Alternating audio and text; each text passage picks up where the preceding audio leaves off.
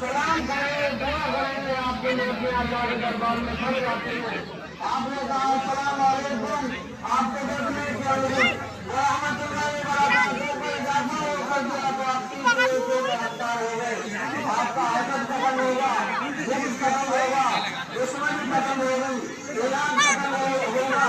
तो इस चीज का पैगाम आज ऐड करें इस जाकर लाकर, तो हमारी सबसे अच्छी जिंदगी वो जिंदगी है हम अल्लाह और उसके रसूल के तरीके के मुताबिक अपनी जिंदगी को गुजारें तो सबसे अच्छा राशन करे कर लेंगे।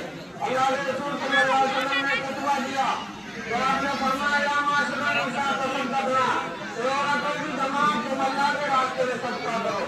इन्नी औरत कुफर आसान नालिंदा मुझे ये बात दिखाई गई है कि जहन्नम के अंदर सबसे ज्यादा कसरत तुम्हारी होगी। एक औरत खड़ा होकर अर्ज करती है अल्लाह के रसूल सल्लल्लाहु अलैहि वसल्लम उसकी क्या वजह है? आपने फरमाया बिकसरत लाना व तस्कुरन रसूल, तुम लान पान ज्यादा करती हो, अपने शौहरों की नाफरमानियां करती हो, इसलिए तुम अल्लाह के रास्ते में सदका करो ताकि अल्लाह पाक तुम्हारे ऊपर रहम फरमाए।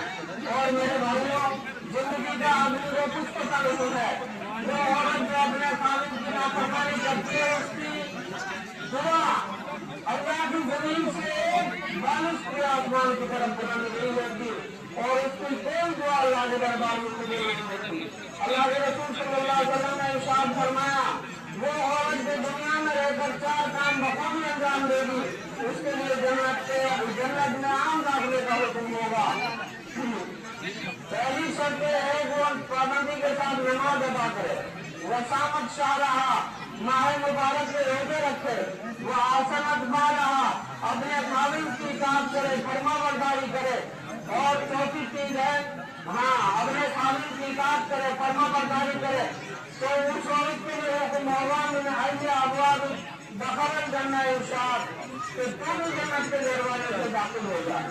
तो इस्लाम का हुक्म है नमाज किसी भी तरह माफ नहीं है। बहुत से लोगों को हम देखते हैं, हमारे भाइयों को देखते हैं ईद की नमाज से फारिग होकर नमाज को बिल्कुल तर्क कर देते हैं। अल्लाह के रसूल सल्लल्लाहु अलैहि वसल्लम ने इरशाद फरमाया मन तरका सलात मुतअम्मिदन फकद कफर, जिस आदमी ने जानबूझ के नमाज के तर्क कर दिया, छोड़ दिया, उसको कुफर का हो जाता है।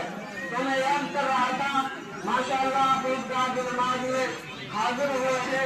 ईद का ये भी एक पैगाम है, ईद भाईचारे को लेकर आता है, मोहब्बत को लेकर आता है, आपस में अच्छे अखलाक को लेकर आता है, सुकून शांति का पैगाम देता है। ईद के अंदर आज आप जाएं ईदगाह से तो आप हसद को खत्म करते हुए जाएं और नफरत की आपको खत्म करें, भाईचारा कायम